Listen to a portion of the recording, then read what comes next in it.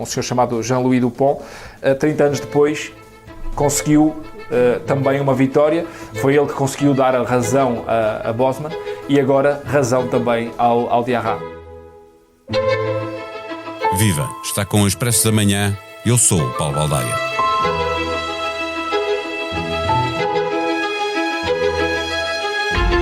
Trinta anos depois da sentença no caso Bosman ter libertado os jogadores que terminavam contrato e ter considerado que os jogadores comunitários não podiam ser contados como estrangeiros, permitindo a milhares de jogadores de futebol chegar aos milhões das principais ligas europeias, vem aí uma nova alteração. Pode tomar nota do nome do jogador que está a dar que falar, Diarra. A história resumida conta-se assim. Lassana Diarra, o francês que chegou a jogar no Real Madrid, no Arsenal e no Chelsea, assinou em 2013 pelo Lokomotiv de Moscovo, mas acabou por rescindir o contrato, alegando incumprimento salarial por parte do clube. A FIFA, no entanto, deu razão ao clube e condenou Diarra a pagar 10 milhões de euros. Diarra recusou e argumentou que as regras da FIFA impediam que ele procurasse livremente um novo clube. A oportunidade de Diarra já passou, como tinha passado a de Bosman, quando ganhou na justiça.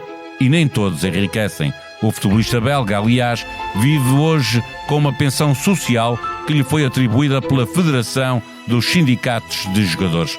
Bosman mudou o futebol, abrindo a porta dos milhões dos grandes campeonatos a milhares de jogadores, mas para ele não deu. Sacrificou-se. E o caso Diarra também será uma revolução ou andará muito longe disso? Para percebermos o que está em causa, conversamos com João Oliveira, advogado do Sindicato dos Jogadores. Não tens a sensação que o teu telemóvel ouve as tuas conversas? Sim, às vezes até parece que sabe o que vou jantar. Não se preocupe. A app Caixa Direta Empresas não ouve conversas, mas ouviu as empresas. As suas funcionalidades mais inovadoras são baseadas nas sugestões dos nossos clientes. Pagamentos com fotografia, pesquisa inteligente de movimentos e notificações em tempo real. Esta é a app desenhada com a experiência de quem a usa, feita para quem lidera. Faça o download. Caixa, com o banco certo ao seu lado, a sua empresa cresce. Caixa Geral de Depósitos S.A., registada junto do Banco de Portugal sob o número 35. Viva João Oliveira! O caso Diarra pode vir a ser mais marcante para o futebol do que foi o caso Bosman?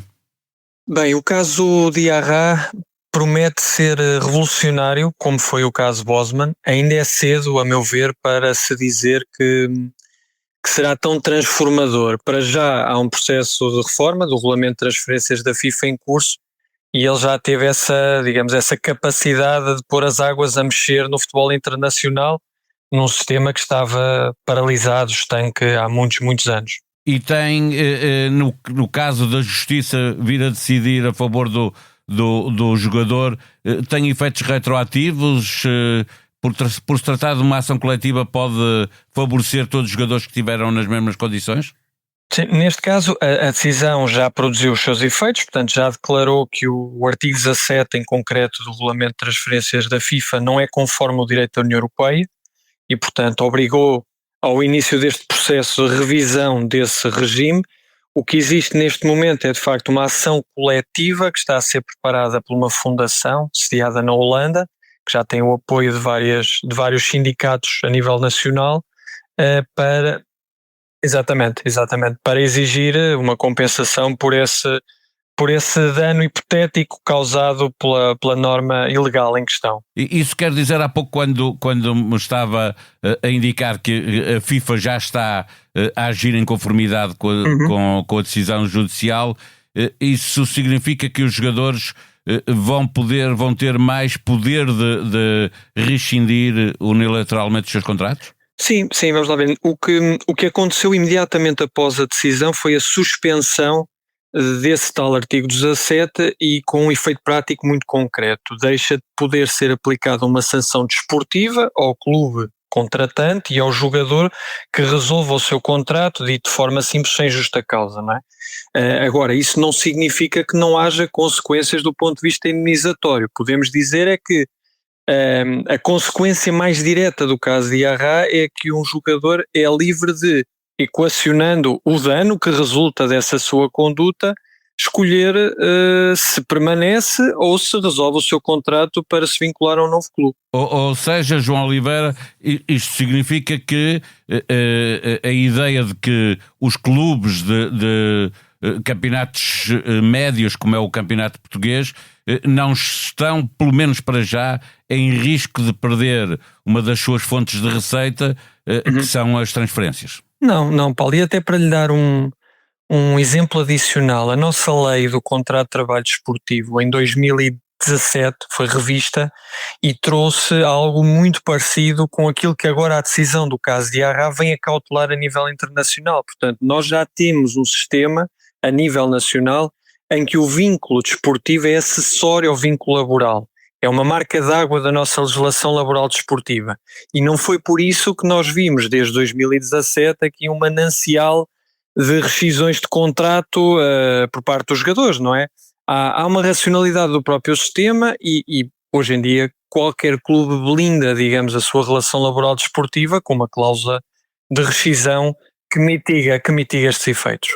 Portanto, isso está salvaguardado, ou seja, a ideia de que a sentença ou o caso de Arra iria provocar o fim das cláusulas de rescisão, essa ideia não é válida, não? Para já não é válida. Aliás, há uma tentativa por parte da FIFPro, a entidade representativa dos jogadores a nível internacional, de se sentar à mesa com a FIFA, tendo esta decisão, para encontrar soluções para aqueles que são os problemas identificados há muitos anos no terreno. E de facto também as cláusulas de rescisão abusivas, não é?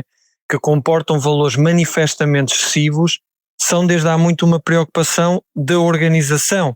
Hoje elas existem, sem dúvida. Até 1.000 milhões já vimos cláusulas assim, não é? Essa desproporcionalidade preocupa e o que atualmente se está a fazer é procurar encontrar os critérios ideais para apurar a tal compensação que o jogador, falando do jogador, não é, no caso de rescindir o seu contrato sem justa causa, terá que pagar ao clube, não é?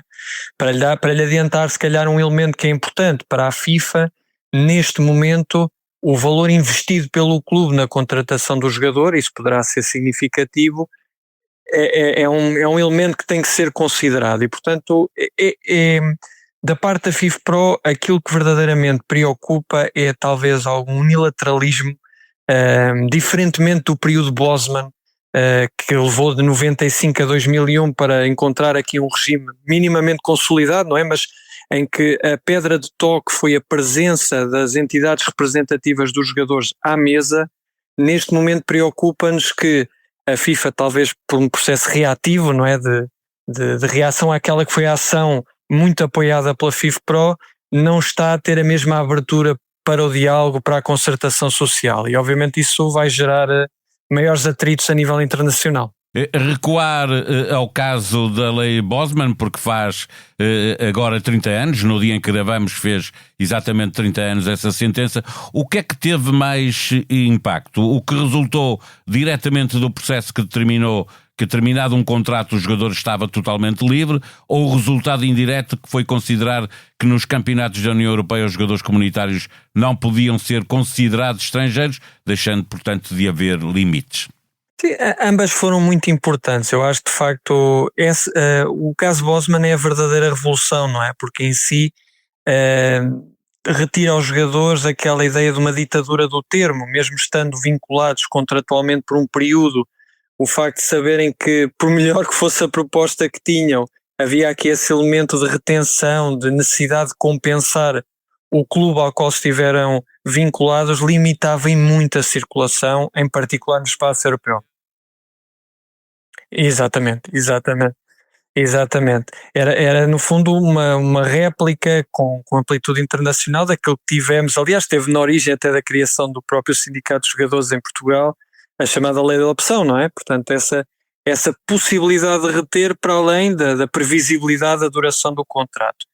É verdade que a questão da circulação de estrangeiros no espaço europeu, para nós, mercado português, também foi muito importante, não é? Muitos dos nossos jogadores são o expoente máximo dessa capacidade e possibilidade de circulação, mas vários países, entretanto, encontraram as suas formas de equilibrar o sistema, não com cotas, porque isso é manifestamente ilegal, mas com conceitos como, por exemplo, nós temos em Portugal do jogador formado localmente, ou seja, nós não dizemos que temos que ter um limite de estrangeiros, ao contrário, para incentivar a formação, tem que ser formados cá. Estrangeiros e muitas vezes são estrangeiros, não é? Exatamente. Mas deixa-me perguntar-lhe se é lícito concluir que a lei Bosman acabou por permitir a muito mais jogadores ganharem salários milionários porque se abriram os principais mercados, ficaram maiores, Sim. Não é?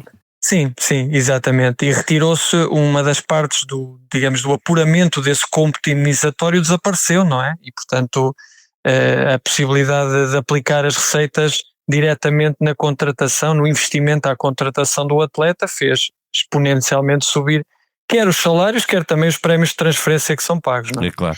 Mas passou a ser possível muito mais jogadores jogarem em Espanha ou em França ou em Inglaterra, não é? Para fecharmos a nossa conversa, deixa-me perguntar-lhe, porque, como estava a dizer há pouco, faz 30 anos, se é uma triste ironia, aliás, que o jogador que abriu o cofre de um negócio de milhões a tantos outros jogadores esteja agora a viver com uma pensão social atribuída, aliás, pelos sindicatos, não é? Por uma federação de sindicatos dos jogadores. Exatamente, foi no fundo a resposta da FIFPro ao ato corajoso de Bosman, e é verdade que Bosman toma esta decisão envolvido numa conjuntura muito específica. Não vou dizer que não houve da parte do conjunto de sindicatos fundadores da FIFPro uma intenção durante muitos anos de procurar este caso, não é? Procurar um jogador que de alguma forma sabia que sacrificaria o resto da sua carreira, um período significativo da sua carreira curta até à decisão final, e Bosman deve ser lembrado por isso. Ele é de facto a figura que marca, que altera completamente o paradigma das relações laborais no futebol a nível internacional. E é uma ironia, deixe-me repisar o facto de estar a viver apenas com uma pensão social quando muitos outros conseguiram chegar a milhões que de outra forma não chegariam. É verdade, sem dúvida alguma.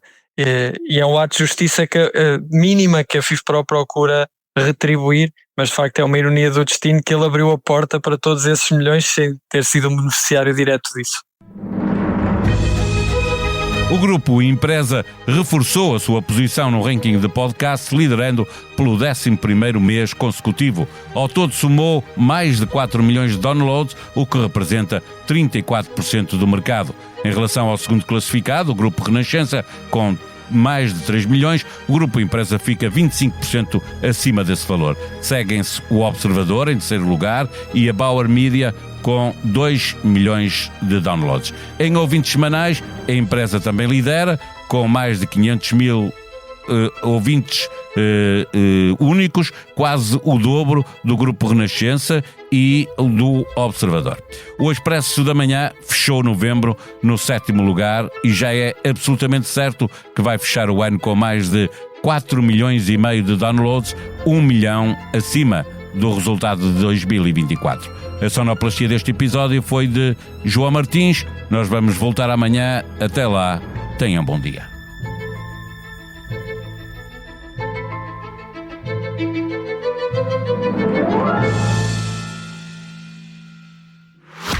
Não tens a sensação que o teu telemóvel ouve as tuas conversas? Sim, às vezes até parece que sabe o que vou jantar. Não se preocupe. A app Caixa Direta Empresas não ouve conversas, mas ouviu as empresas. As suas funcionalidades mais inovadoras são baseadas nas sugestões dos nossos clientes. Pagamentos com fotografia, pesquisa inteligente de movimentos e notificações em tempo real. Esta é a app desenhada com a experiência de quem a usa, feita para quem lidera. Faça o download. Caixa, com o banco certo ao seu lado, a sua empresa cresce. Caixa Geral de Depósitos S.A., registada junto do Banco de Portugal sob o número 35.